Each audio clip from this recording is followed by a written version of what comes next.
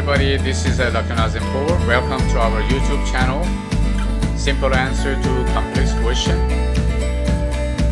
Today's discussion is pretty powerful, and I think that's a question that we all have. Do people really change? We ask that question all the time, especially when we're dealing with the relationship. Could be business relationship, could be of course intimate relationship or any other relationships. The question is that when we feel, of course, betrayed or hurt, then we say, well, see, people will not change. That's the myth. People believe, generally speaking, that other people do not change. But let's examine. Depends.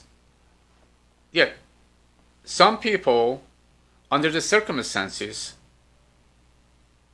they don't change. What are those circumstances?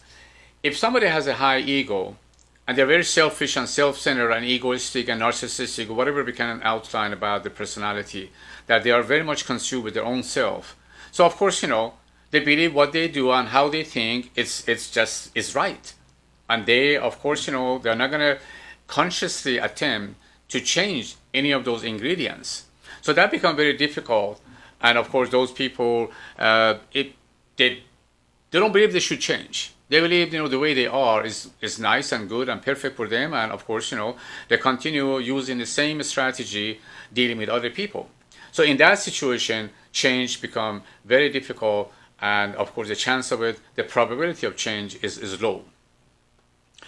So on the other side is that, of course, if that individual or any other individual, that they have the intention, they put the power of intention in the things that they should change, so to become more aligned with other people and become more aligned with a dynamic and proactive lifestyle, then of course, the change becomes very much possible.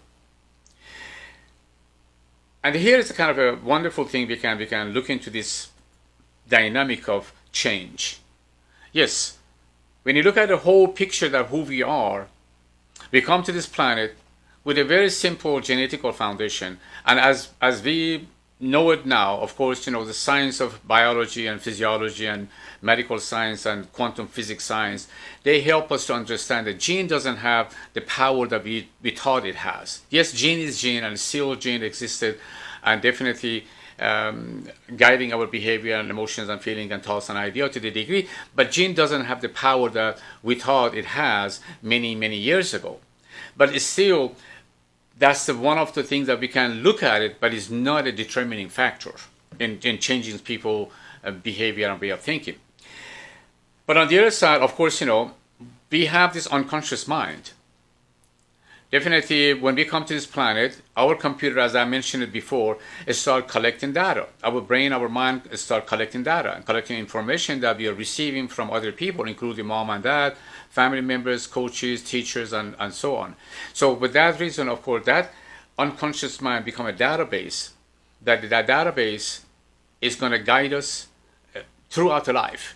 Unless we go into that database and change the things that are not suitable and is not positive and dynamic, and then, of course, then the change become possible. Other than that, we are pretty much, a slave of the database and the unconscious mind.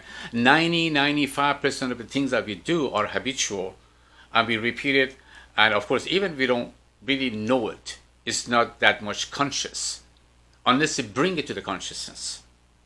So with that saying, if someone really continue being a slave of the unconscious mind, and a little bit of genetical foundation guide that person, and the ego, and the selfishness that they have about what they do, how they do. So of course, yes, people don't change.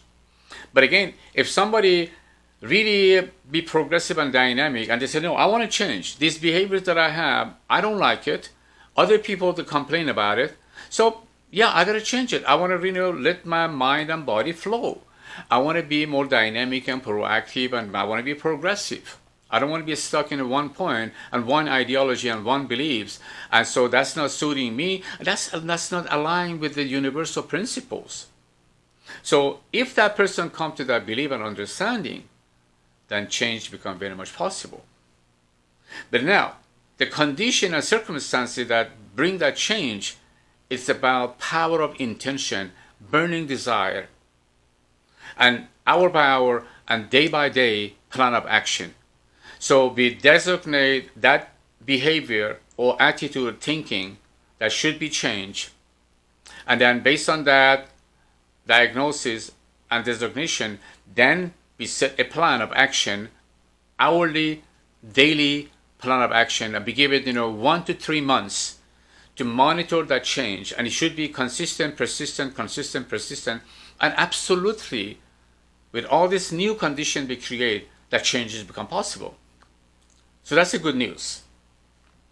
So the final answer is that under certain condition and circumstances, if that person put the power of intention, power of burning desire, and self-consciousness and self-awareness, then behavior and attitude and thinking and beliefs that they want to change, it will become changeable.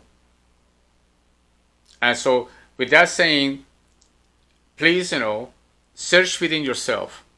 Find those attitude, thinking, beliefs, and ideas and behaviors that they're not suitable. You are not happy about it. You've been insisting about it. But you're really, in your own solitude, you're not happy about it. And other people, I'm sure they complain about that behavior or thinking or ideas and beliefs that you have. And find it, outline it, write them down, and set up wonderful strategy.